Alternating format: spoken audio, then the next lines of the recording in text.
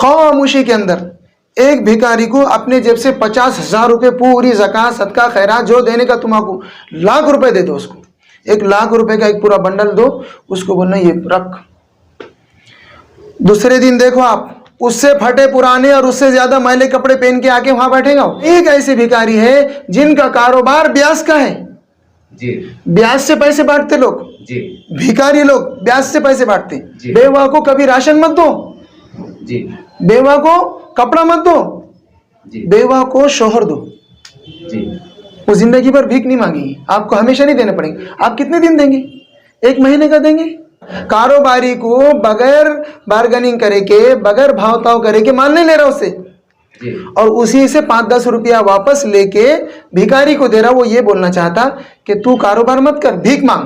एक भिखारी औरत को तुम पकड़ो जी, और उसको तुम ये बोलो कि हमारे पास 500 रुपये रोज से कम कर। हाँ, नहीं करेंगी साहब। उसको पता है बिना मेहनत के सिर्फ फटा बुरखा पहनने का, फटे पुराने कपड़े पहनने का और निकलने का। एक कोने से निकलो, दूसरे कोने तक रात तक पहुंचो, वहां तक पहुंचने तक उसको पता है कि 2-5 हजार रुपये मिल जाएंगे। हमारे चैनल में आपका स्वागत है सर। हमने कुछ मीडिया पे आपका एक वीडियो देखा था कि आप भिखारियों के बारे में कुछ बोल रहे हैं या उनके खिलाफ एक अभियान चला रहे हैं। कुछ हमने ऐसे भी कुछ देखा सोशल मीडिया पे, कुछ भिखारी लोगों को आपने पकड़ा है। ये पूरा प्रकरण क्या है, जरा बता पाएंगे आप? सबसे पहले तमाम को मेरा आदाब, अस्सलामु अलैकुम वरहमतुल्लाहि वबरकातुहू। भीख दिउन भिखारी वाड़ू नहीं, हमारी ये सबसे बड़ी अभियान है। सबसे बड़ा हमारा ये मानना है कि हम जो भीख दे रहे हैं उससे भिखारी बढ़ रहे साहब, और भिखारी बढ़ नहीं रहे बल्कि एक गलत काम भीख के आड़ में भी चल रहे हैं जी। मैं यकीन के साथ बोलता हूं आप लोगों को कि आप लोग भीख देना बंद कर दो साहब। मैंने बड़े बड़े उलमाए किराम से भी ये सब पूछा कि भाई हमको भीख देना, ज़कात सदका खैरात जो भी है हमको देना, हम गरीबों को देना चाहते, तो किसको देना? तो उन्होंने बोले कि कलाम मजीद के अंदर, कुरान शरीफ के अंदर अल्लाह तबारक ताला ने सबसे पहले करीबी रिश्तेदारों को दो बोला, और हम क्या कर रहे, रिश्तेदारों को भूल जा रहे। थोड़ा मेरा, अगर मेरे भाई से, मेरे किसी रिश्तेदार से, करीब के रिश्तेदार से, दूर के रिश्तेदार से कुछ बात पे अनबन हो गई तो मैं मौत तक उसका दुश्मन बन के रह रहा। अब वो भूखा मर रहा, प्यासा मर रहा, क्योंकि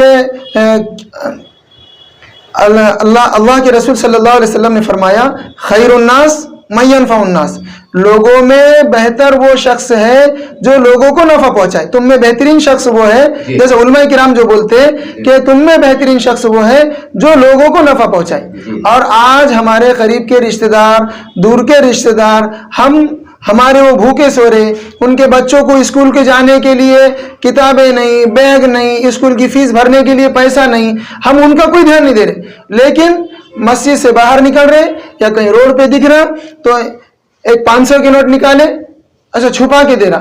मैं तो बोलता वो छुपा के देने वाला सबसे ज्यादा बता के देने वाला है, सबसे ज्यादा दिखावा करने वाला वो शख्स है जो छुपा के दे रहा।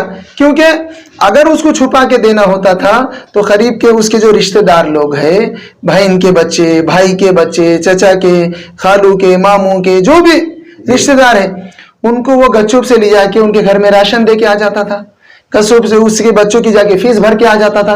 क्योंकि ये बात किसी को पता ही नहीं चलती, उसने राशन दे के आया, फीस भर के आया, बच्चों को कपड़ा दिला के दिया, ये पता ही नहीं चलती किसी को, क्योंकि वो मुखलिस है जी।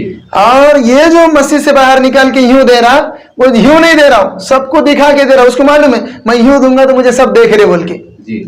तो हमने क्या करे, भीख दे के भिखारी बढ़ाए जी।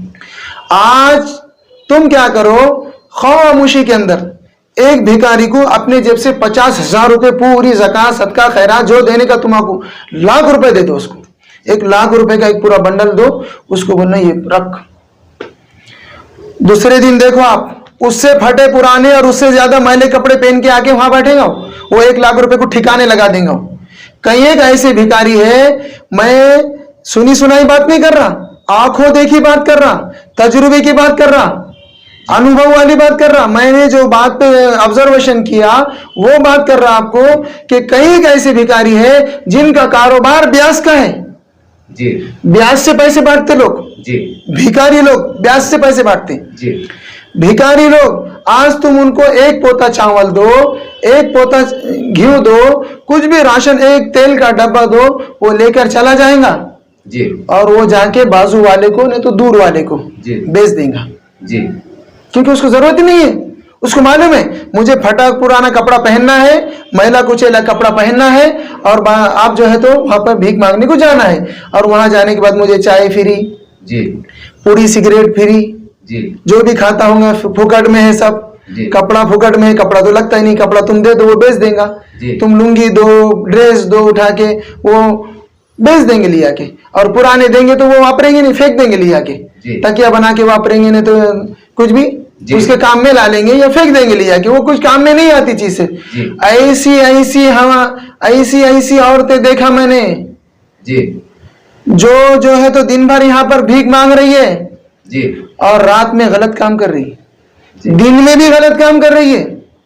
जी इस वास्ते सोच समझ कर भीख दो कि कहीं हम भीख देकर कोई चोर को तो भीख नहीं दे रहे, कोई ब्याज से कारोबार चलाने वाले को तो भीख नहीं दे रहे, कोई जिना करने वाले गलत काम करने वालों को तो भीख नहीं दे रहे। जी तो सबसे बेहतरीन काम जो उलमाए किराम ने बोले, या तो तुम करीब के रिश्तेदारों को दो या फिर वो मदारिस में दो। जी उलमाए किराम बहुत आ रहे, वहाँ तो सब बच्चे मुस्तहिक है, पढ़ने के लिए आ रहे हैं, दिन भर पढ़ाई कर रहे हैं, मेहनत कर रहे हैं, बच्चे अच्छे से अच्छे बन रहे।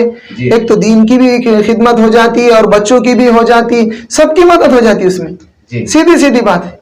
जी हम जो काम कर रहे हैं गलत कर रहे हैं बिल्कुल। और अल्लाह के रसूल सल्लल्लाहु अलैहि वसल्लम के पास एक सहाबी आए, एक बात बोल के अपनी बात को खत्म कर दे रहा मैं। जी अल्लाह के रसूल सल्लल्लाहु अलैहि वसल्लम के पास सहाबी आए और बोले कि मेरे पास खाने को नहीं है, रहने को नहीं है, ये नहीं वो नहीं, सब उनको वो सुना दिया उन्होंने पूरी तकलीफ।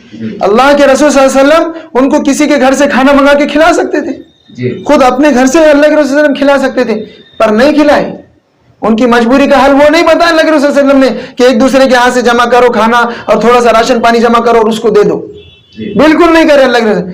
आपके पास क्या है? बोले एक लोटा है। कितने में बिकेगा? 1 रुपए में।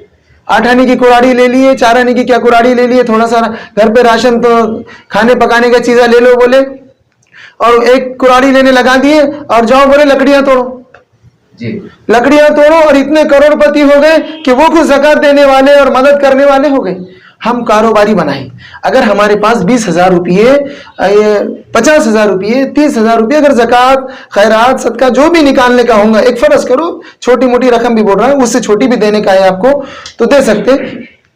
एक आदमी को बुलाओ, ए भाई 20,000 रुपये मेरे पास है, जी 2 व्हीलर गाड़ी का कारोबार कर तू, जी कई को खाली फिर रहा है इधर से उधर, जी ये 2 व्हीलर गाड़ी ले ले, 20,000 रुपये की 22,000 में बेच उसको, जी। कारोबार कर। एक आदमी को कारोबार के लिए किराना दुकान डालने के लिए 20,000 रुपये दे दो, सबसे बेहतरीन वो ऐसा है, वो किराना दुकान डालेगा। एक कोई बेवा हमारे घर में दिख रही, मैं तो बोलता हूँ बेवा को कभी राशन मत दो, जी बेवा को कपड़ा मत दो, जी बेवा को शोहर दो। जी वो जिंदगी भर भीख नहीं मांगेगी, आपको हमेशा नहीं देने पड़ेंगे। आप कितने दिन देंगे? 1 महीने का देंगे राशन, कितने महीने का देंगे? 1 साल का देंगे। जी फिर बाद में 1 साल के बाद उसको फिर वो किसी और को ढूंढेंगी कि कौन मेरी मदद करता बोल के, मतलब उसका निकाह करा दो। उसका निकाह करा दो। जी निकाह को आसान करो। निकाह करा दो उसका। आज मैंने देखा पुणे, मुंबई में और बड़ी बड़ी सिटियों के अंदर, बेंगलोर में, इधर उधर के लोग जो है तो कुत्ते पालते हैं, जी और वो कुत्तों का खर्चा है 60,000 रुपये महीने का, जी 20,000 रुपये महीने का, 30,000 रुपये महीने का। अरे मैं बोलता हूँ भैया ये अनाथ आश्रम जो है वहां से एक बच्चा उठा के ला लो, वो आपको पानी भी ला के देगा, बर्तन भी ला के देगा, आपके घर से बाहर से सब्जी भी तरकारी भी ला के देगा, आप उसकी पूरी पाल पोष कर लो। एक हमारी इस्तेताद है, अपनी इस्तेताद, एक बच्चा पकड़ लो, जी एक बच्चा पकड़ लो, या एक बुढ़िया जो बिल्कुल शादी नहीं कर सकती, ऐसी मतलब जो बिल्कुल अब शादी की उम्र नहीं है लेकिन मजबूर है, जी मजबूर है, उसको अपने घर पे ला लो। जी भाई हमारे घर में थोड़ा झाड़ू पोछा कर लेना, बच्चों को संभाल लेना, थोड़ा सा बच्चों को स्कूल को छोड़ के आ जाना, हमारे घर में रहो, कहीं जाने का नहीं, उसको पेमेंट मत दो, उसको अच्छा पहनाओ, उसको अच्छे से अच्छा खिलाओ, जो अपन खा रहे अपने साथ ही रखो, अपनी माँ समझ जाओ उसको। जी ये जो बूढ़े क्या बोलते हैं उसको, बूढ़े लोगों को छोड़ के आ रहे, आश्रम, हाँ ओल्ड होम, हाँ वो ओल्ड होम बंद हो जाएंगे साहब। कुत्ते पालना बंद करो और इंसान पालना शुरू करो। इंसानों को पालना शुरू करो। ये क्या अच्छी बात है, इंसानों को पालना शुरू करो। जी जी। बस तो साहब- मैंने ऐसे देखा कि हमारा मिजाज ऐसा होगा भीख देने का कि आज कोई कारोबार कर रहा, मेरे ऊपर भी बीती ये बात जी कि मैं अगर 100 रुपये किलो कोई चीज बेच रहा जी या 100 रुपए की 4 किलो बेच रहा, 3 किलो बेच रहा, सामने वाला मेरे से भाव करता, मैंने किसी और को भी देखा, एक व्यापारी से हम भाव करते, कहते कि नहीं 100 रुपए मत लो, आप हमारी बात रखो, 90 रुपए लो, आप जी। 10 रुपए वापस दो, और वो 10 रुपए उठा के जो है तो भिखारी को दे रहा बाजू में। जी क्या दे रहा हूं मैसेज, पता है आपको क्या मैसेज देना चाह रहा जी। हूं कि आप कारोबार मत करो, कारोबार में आप अगर 20 रुपए कमा रहे होंगे तो 10 रुपए कमाओ, हाँ या नहीं कमाओ, आप 10 रुपए भी कमा रहे होंगे तो मत कमाओ, मेरी बात रखो। और मेरे सामने वो जो है तो बाजू वाले को भीख दे रहा, वो ये मैसेज दे रहा, ये बोलना चाह रहा कि तू मेहनत मत कर, भीख मांग, ये मैसेज देना चाह रहा। कारोबारी को बगैर बार्गेनिंग करे के, बगैर भाव ताव करे के माल नहीं ले रहा उससे, जी और उसी से 5-10 रुपया वापस लेके भिखारी को दे रहा। वो ये बोलना चाहता कि तू कारोबार मत कर, भीख मांग। लेकिन साहब हमारे माशरे में हम देखते हैं कि जैसा आपने महिलाओं की बात की, औरतों की बात की, कई बेचारे बुर्का पहन के आते हैं, फिर हम क्या कैसा है? अरे ये बुर्खा पहनने वालों को तो बिल्कुल मत दो, बिल्कुल मत दो इनको। उसकी वजह सर? इसकी वजह यह है कि मैं इस रास्ते से 9-10 साल से गुजर रहा हूं, जी उसमें हमारी गैर मुस्लिम माएँ और बहनें, गैर मुस्लिम माएँ और बहनें बुर्खा डाल के आ रही है, क्यों? तो मुसलमान भीख देता। अच्छा अपन अगर ऐसा पहरावा डाल देंगे तो मुसलमान अपने को मुसलमान समझ के भीख देगा, इस वास्ते बुर्खे वाली को देना बंद कर दो, सबसे पहले वो बाहर ही नहीं निकलेंगे। वही माँ बहन को उसके घर पे जाके पूछो क्या काम है, दवा खाने का है, चल हम गोली दवा का तेरा इंतजाम कर लेते, जी। तेरा शोहर बीमार है हम कर लेंगे, जी तेरा कुछ ये खाने का मसला है, ठीक है, तेरे शोहर को हम काम पे लगा देंगे, ठीक है, तू काम कर। आज एक भिखारी औरत को तुम पकड़ो जी और उसको तुम ये बोलो कि हमारे पास 500 रुपये रोज से कम कर, हाँ नहीं करेंगी साहब। उसको पता है बिना मेहनत के सिर्फ फटा बुर्का पहनने का, फटे पुराने कपड़े पहनने का और निकलने का, एक कोने से निकलो दूसरे कोने तक, रात तक पहुंचो, वहां तक पहुंचने तक उसको पता है कि 2-5 हजार रुपये मिल जाएंगे, और इजीली मिल जाते, इजीली मिल जाते। मैंने खुद कहीं दो देखा, एक तो भीख मांगने वाली बुर्खे वाली औरत को देना बंद कर दो। कोई औरत तुम्हारे महलों में, तुम्हारे इलाकों में बुर्खा पहन के गैर मुस्लिम मेरी माएँ और बहनें बिल्कुल मांगने के लिए नहीं आएंगी, ऑटोमेटिक रुक जाएगा ये काम। जी दूसरी बात, कोई दाढ़ी टोपी वाले को तुम भीख मत दो। जी ऐसे ऐसे हैं, मैं तुमने आपने जो सवाल करे कि वो उनको क्यों पकड़े, उनको क्यों पकड़े, मेरा वो गैर मुस्लिम भाई था जिसको मैंने पकड़ा था, बुजुर्ग जी। गैर मुस्लिम भाई है, उसके पास 2 औरतें हैं, अरे बाप रे, वो भी भीख मारती, फड़की, काली फड़की लगा के, बुरखे की जो काली फड़की आती है वो लगा के मांगती, गैर मुस्लिम? गैर मुस्लिम भाई बहन।